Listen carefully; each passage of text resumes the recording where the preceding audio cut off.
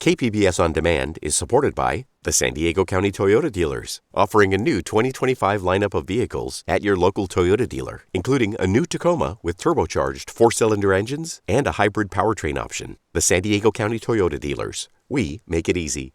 In America, black people are treated very much as the Vietnamese people or any other colonized people because we're brutalized. The police in our community occupy our area, our community, as a foreign troop occupies territory. And the police are there not to, in our community, not to promote our welfare or for our security and our safety, but they're there to contain us, to brutalize us and murder us. The Black Panthers, the Revolutionary Party founded in 1966, are part of a fascinating chapter of history, and much of what they said and stood for seems as relevant today as in the 1960s. The police in our community couldn't possibly be there to protect our property because we own no property. They couldn't possibly be there to see that we receive the due process of law for the simple reason that the police themselves deny us the due process of law. And so it's very apparent that the police are only in our community, not for our security, but the security of the business owners in the community, and also to see that the status quo is kept intact.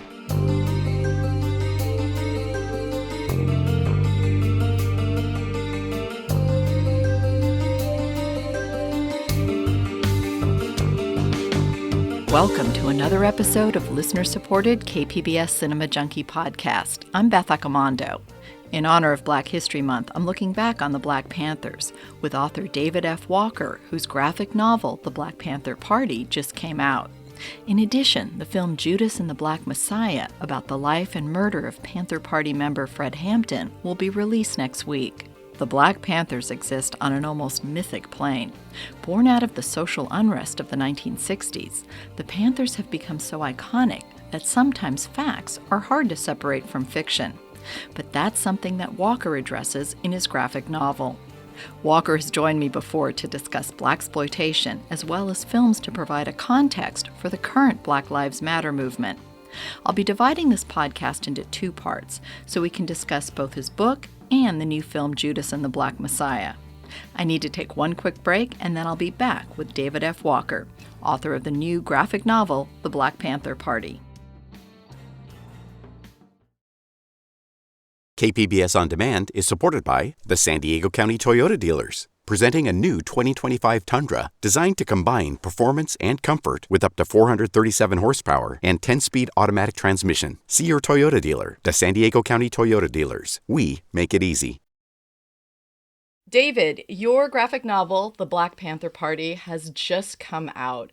What was it that inspired you to write this and to choose to do this as a graphic novel?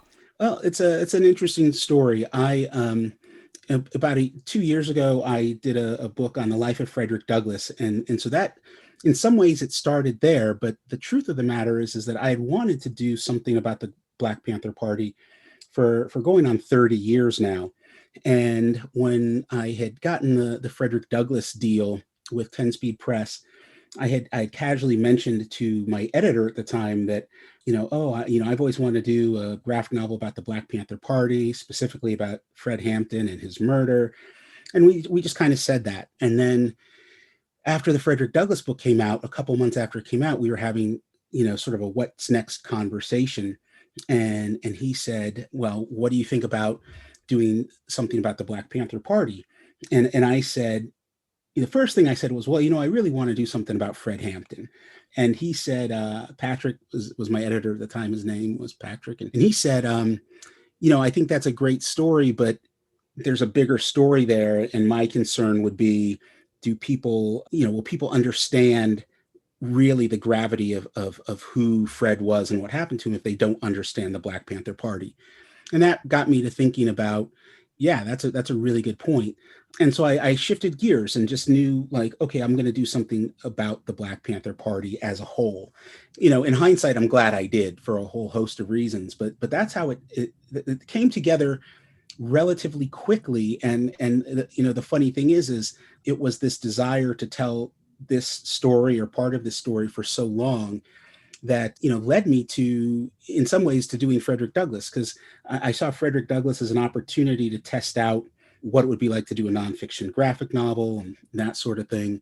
But the truth is that Frederick Douglass book put me through so many challenges that I knew how to face a lot of the challenges that the Black Panther Party threw my way. The book begins with this sense of once upon a time and myth versus reality. Was that one of the key points that you wanted to address about the Black Panthers? It was, and the more I studied and the more I wrote the book, the more I felt that it was crucial to address that up front, because even for myself, who had more than just a casual understanding of the party, I realized a lot of what I thought was a lot of my ideas were informed by the myths. And most of the, historical texts about the Panthers are either written from a very pro-Panther standpoint, they're memoirs by like Bobby Seale or Elaine Brown, or they're very anti-Panther. And those are informed by like the counterintelligence program that the FBI waged against them.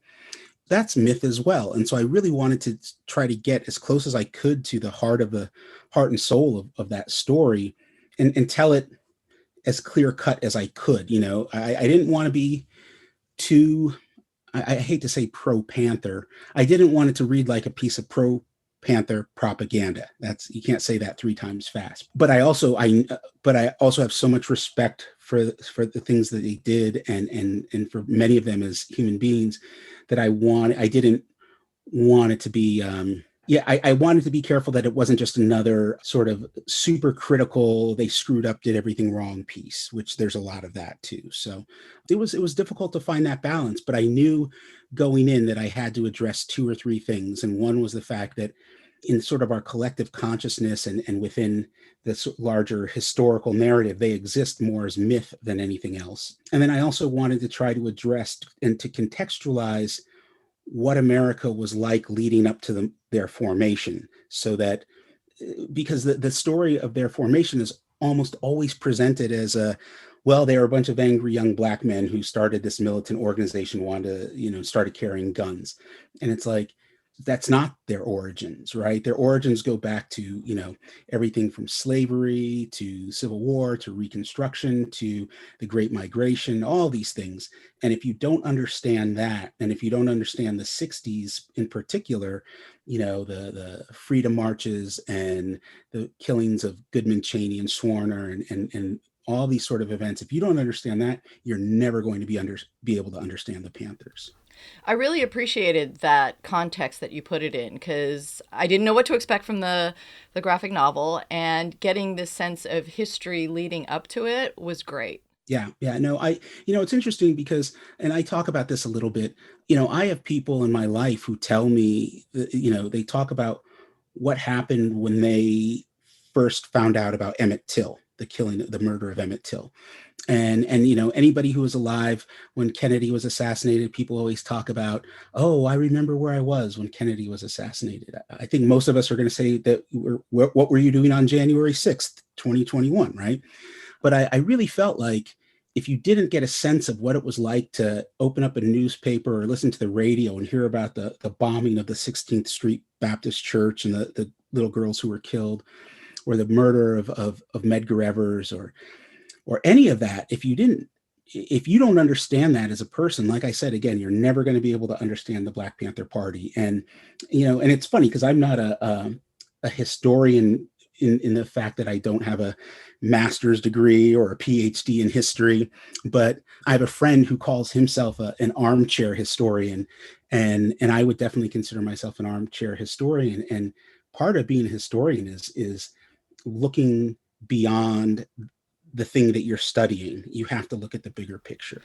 And what are a couple of the key points that you would like people to come away from this with in terms of how they view the Black Panther Party? Well, the most important thing is I would like people to, if they think they know anything about the Panthers, I'd like them to, whether it's positive or negative, if they think they know anything about the Panthers, I'd like them to try to put as much of that aside as possible and look at the book, because I like to think there's some stuff that they don't know and that they would learn. And if you know nothing, then I think you'd be well suited to read this book simply because there's aspects of this book that really explain where we are as a country today and how we got here. And I don't say that lightly, that's not like a sales pitch, like, hey, this book is relevant and you need to check it out. I mentioned in the afterword, I wrote the afterword right after the killing of George Floyd, and in the protests and the violence from the police in the aftermath, was like, yeah, I can say, emphatically, without a moment's hesitation, that I was the person who was not surprised by any of it. And when the events on January 6th, I wasn't surprised by it. Though my biggest surprise was that it took that long to happen. And as I was getting phone calls from friends and family and text messages back and forth, and I'm trying to sort of remain calm in my armchair historian voice and go, well, if you ever read the Kerner Commission Report, you would know that this is, but people don't know what the Kerner Commission Report is. But if you read the book, you'll find out. And I think that's crucial, because right now we are living in a time when, the old adage is that history repeats itself, and, we're doomed to repeat the mistakes that we didn't learn from in the past. And we're living it, man. Every single day we're living it. Well, for people who don't know what the Kerner Report was, remind them kind of how prescient it was in terms of predicting a lot of the things we're dealing with right now. Sure. So in 1967, there was a series of uprisings in cities all across the U.S. The vast majority of them were racially motivated. Most of them started in the wake of police brutality. And it wasn't just the summer of 67. It had happened all throughout the 60s, to be perfectly honest. But 67 was the worst year. It was called the long, hot summer of 67. And in the aftermath of that, President Johnson wanted to know why it happened, what happened, and what could be done to change it so that it doesn't happen again. And he got it was a bunch of politicians together, led by Otto Kerner out of Illinois. And I can't remember if Kerner was a Republican or a Democrat. Doesn't really matter. They spent like 7 or 8 months putting together doing this comprehensive study on everything from poverty to the education system, to the medical healthcare system, to law enforcement. And they came up with this really startling document that said, America was essentially two countries, one black, one white, separate and unequal.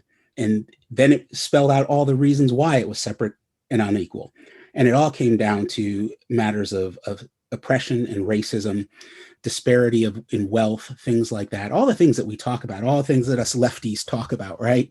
And then it spelled out everything that was going to happen if these issues weren't addressed. But it then also spelled out how to begin to address these things so it didn't happen. And, President Johnson, to his credit, dismissed it all as being, a plot by the commies, and that somehow the communists had infiltrated the commission, and literally none of the recommendations in the Kerner report were adhered to, or addressed, I should say. And the interesting thing is, when so many people haven't heard of it, right? Came out in 1968. This was like a best-selling book. Like, it was published and put out. You can get it online for free right now. There's PDFs of it. The Kerner report was like, that was it. This is what people were talking about in 67, 68. And that wasn't a lifetime ago. That wasn't 100 years ago. That was just a little over 50 years ago. It was 52 years ago. So I just find it interesting that how few people know about it and how few people understand the impact of what was going on in the 60s, and that the answers were there, right? Just like the answers are here right now, where it's like we see Congress fighting over whether or not to impeach someone who's no longer president, and what it means to unify the country. And it's like, again, at the risk of getting too political, it's like, look, we know what needs to be done, right? And the problem is that every time we're faced as a nation, every single time we've been faced with the difficult things that need to be done, we don't do it. at least if it comes to race, we don't do it. And this goes all the way back to the founding of when we went from being a colony to a nation, when we declared our independence from Britain, and the Constitution was written.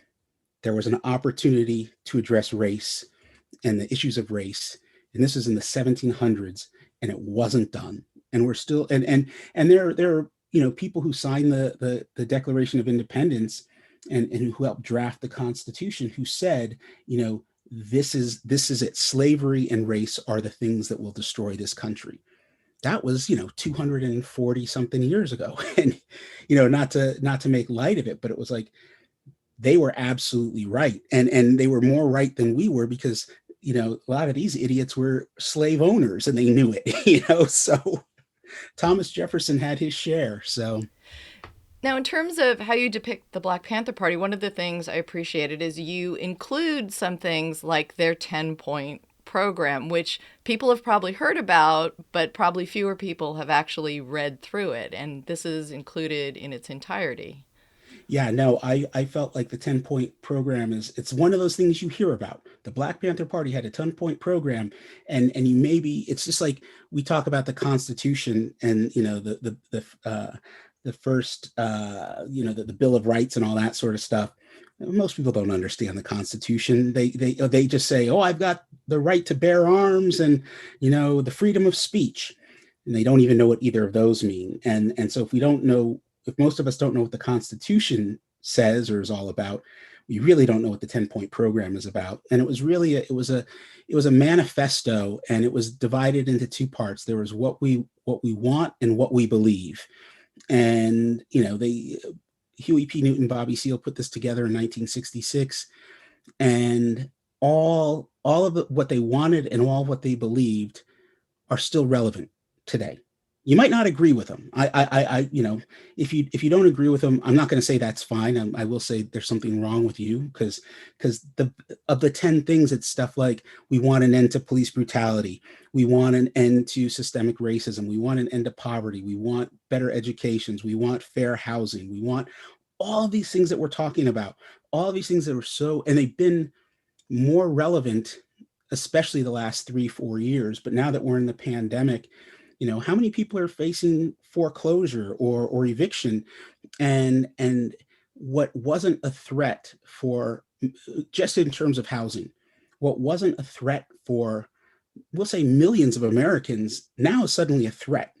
And it's a real thing. Healthcare, the concerns over healthcare are a real thing, because how many hospitals are at capacity, and all of these things, when you have a healthcare system that is built primarily around economic gain, and I'm not trying to sound like a communist when I say this, but when you have a healthcare system that's built around economic gain, it is not built to actually take care of people.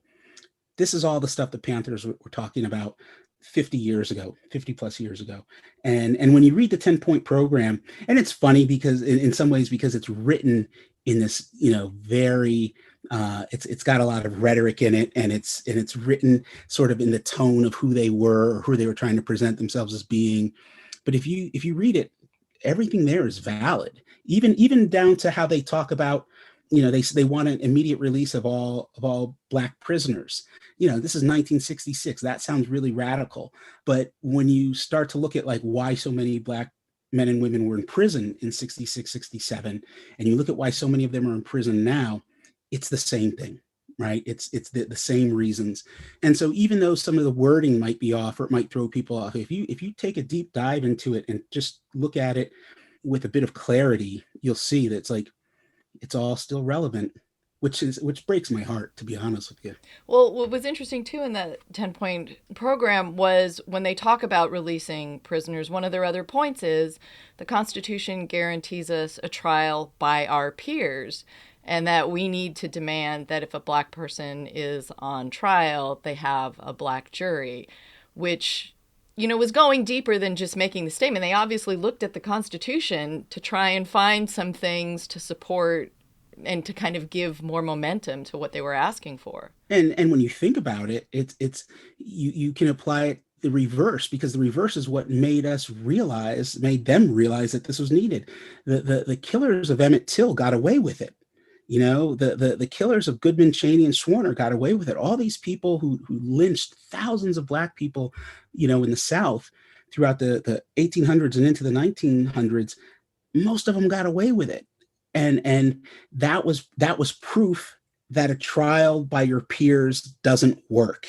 It worked for the people who were guilty and got away with it, but it certainly doesn't serve Black folks. One of the biggest myths of this country is the notion, no one ever talks about this. When you say guilty until or innocent until proven guilty, is this one of the biggest lies that we perpetuate almost on a daily basis. And the reason why that's a lie is because in order for someone to be innocent until proven guilty, someone else has to be guilty until proven innocent. And when you look at, say, I always go back to, because you saw this it was so clear when George Zimmerman murdered Trayvon Martin. George Zimmerman wasn't on trial for killing Trayvon Martin. Trayvon Martin was on trial for, the trial was to determine whether or not he deserved to be killed, which meant it was to determine if he was guilty of something. And the fact that George Zimmerman did not go to prison for the rest of his life and that he's out free right now is proof positive that the system doesn't work, and that Trayvon Martin was found guilty and complicit in his own killing. And to me, that's unacceptable, and I don't feel like I'm some sort of radical when I say that. It's like, this is just pure, it's like, I know that if I stick my hand in a flame, I'm going to get burned, Well, one thing that your book also points out, which I wasn't quite as aware of, is how young these people were that were involved in this. And, for somebody who's like 20 to go and read the Constitution to try and find things to support some of the views that they wanted to project out to the public. I mean, it's really interesting how smart and passionate they were at that young age. Yeah, that I talked about, some of the more difficult aspects of writing this book, putting this project together. And there was no moment that was more difficult than the moment that I realized that Bobby Hutton, who was killed by the police when he was 17 years old, he was the youngest member of the Panthers. He was the first member that Bobby Seale and Huey Newton recruited. The moment that I realized that I was old enough to be his dad right now. And I was working on the section of the book that was detailing his murder and really trying to get as many of the facts as possible. So I was reading all these different accounts and these reports. And at some point I realized, I'm sitting here studying the death of a 17-year-old kid who put his life on the line for something he believed in, for his community. But did he really know what that meant? And I think that most of the Panthers probably didn't fully know what that meant, because, when you're in your late teens and early 20s, do you know what that means? There's a fire in your belly, there's a drive in your spirit, but there's the maturity isn't quite there. There's so many things that we don't have. And, I started thinking about that a lot, because I realized, honestly, at this point in my life, I'm old enough to be the dad of every single founding member when they started the party. And that's including Bobby Seale, that's including Eldridge Cleaver, that's including all of them. None of them were over 30 at the time. I think Bunchy Carter, who came in a little bit later, like in 67 or 68, I think Bunchy Carter might have been the oldest person. And I can't remember, but I don't even think he was 30 at the time. So, I mean, that says so much. That once I had that realization about Bobby Hutton, actually the book became more and more difficult to write. Because it was like that realization led to the realization that all of them, that I'm a good 20 to 30 years older than all of them at that time. And, and then it makes you think about, what have I done with my life? What have I done with, when you think about the fact that Martin Luther King was 39 when he died, and it's like, oh God, what have I done with my life? So, but yeah, that youth, I mean, that's what worked in their favor, and it's also what worked against them. Well, it just also makes you feel how much potential was lost in them being so much young. yeah. And when you, and and it's, in a lot of ways, it's the potential of an entire generation. And this is something that I didn't address in the book, but I often thought about this, because when they all those guys were from my dad's generation. They're all, they were all essentially baby boomers. Most of them were born either during World War II or right after. And, the vast majority of those guys are gone. Almost all the founding members, except for Bobby Seale, are gone.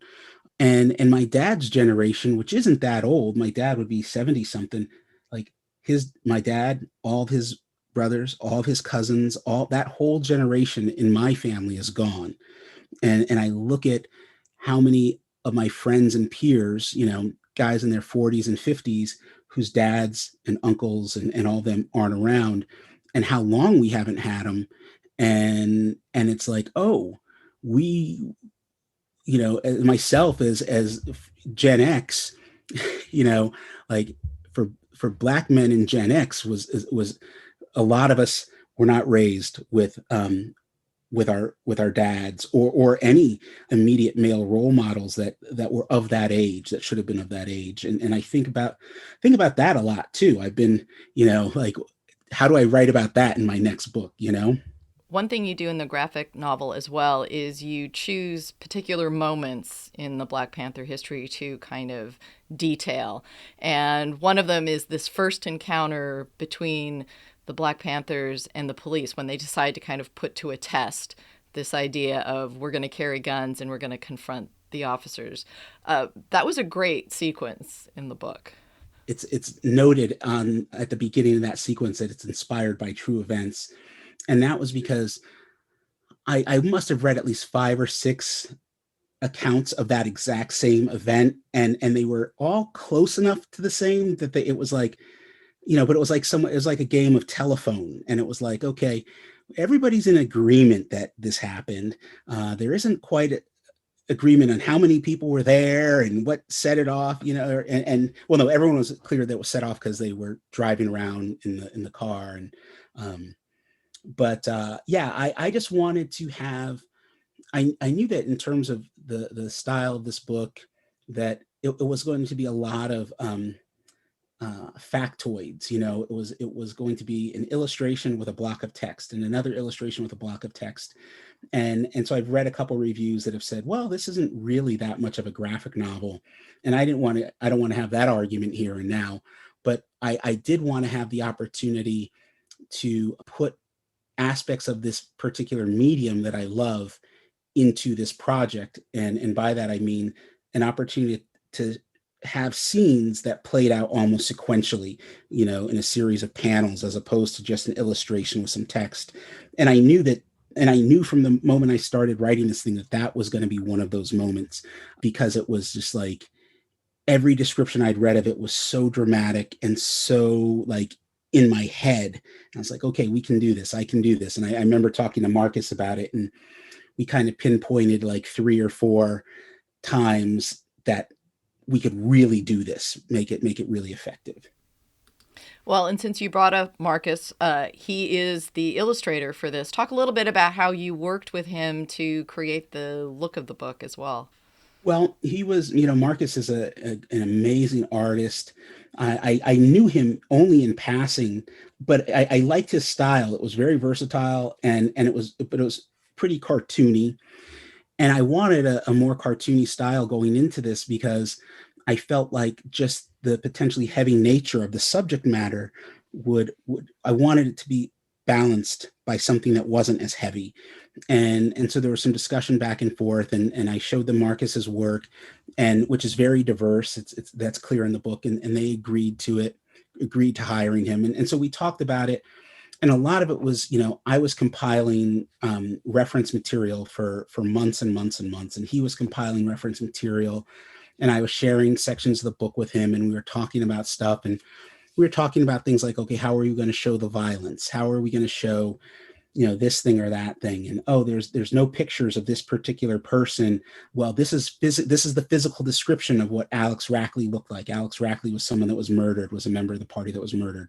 So, we came up with an idea of what Alex Rackley might have looked like. And there's just a lot of discussion like that back and forth. And But the most crucial thing about our process together was that I told him early on, I said, this book is really, I'm having a lot of emotional problems writing this book.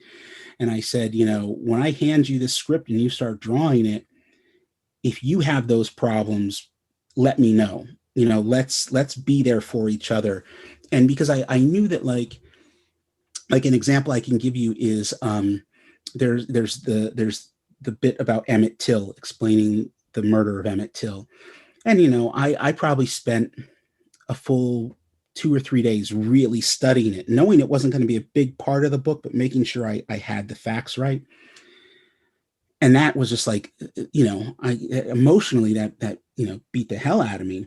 But I knew that Marcus was going to have to live with the visual part of it. Marcus was going to have to find, I found images, he found images, but he was going to have to look at those. He was going to have to render them. We had to have discussions of, are we going to show, because there was famous pictures of Emmett Till's corpse.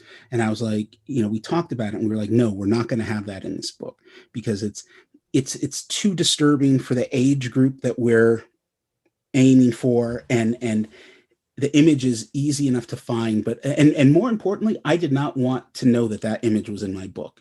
And I was really adamant about that. And so but it's stuff like that we talked about. How do you show this one thing?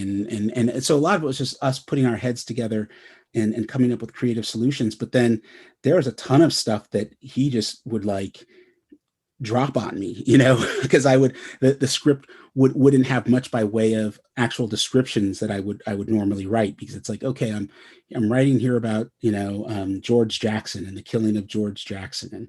And, and I would say in the script, I'd say, I don't know what these pages look like, man. Let's just get on the phone and talk about it. And so that's kind of what we did, that's one of the things I love about comics is that if you have a good, a good creative partner and a good editor who will, allow you that leeway, you can leave certain things out of your manuscript or not leave them out so much as say, let's figure this out later. And here's what the text is going to say. We'll figure out the visuals later. We know that we're going to have 2 pages dedicated to Angela Davis. And here's all that text that we have to fit into 2 pages. We'll figure out what the Angela Davis pages look like later. And there was a fair amount of that too. I'm going to stop my conversation with David Walker right here, but I'll be back next week with the rest of my interview. We'll wrap up our discussion of his new book, The Black Panther Party, and then look to the new film, Judas and the Black Messiah, about Fred Hampton. The Black Panthers are forming a rainbow coalition of oppressed brothers and sisters of every color. Their aim is to sow hatred and inspire terror. I will learn all that I can. These ain't no terrorists. You can murder a liberator, but you can't murder liberation. You can murder a revolutionary, but you can't murder revolution. And you can murder a freedom fighter, but you can't murder freedom.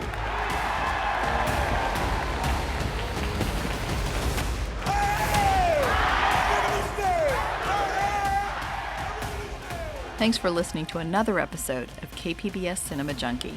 I hope you'll join me next week for part 2 of my Black Panther Party podcast. Till our next film fix, I'm Beth Accomando, your resident cinema junkie.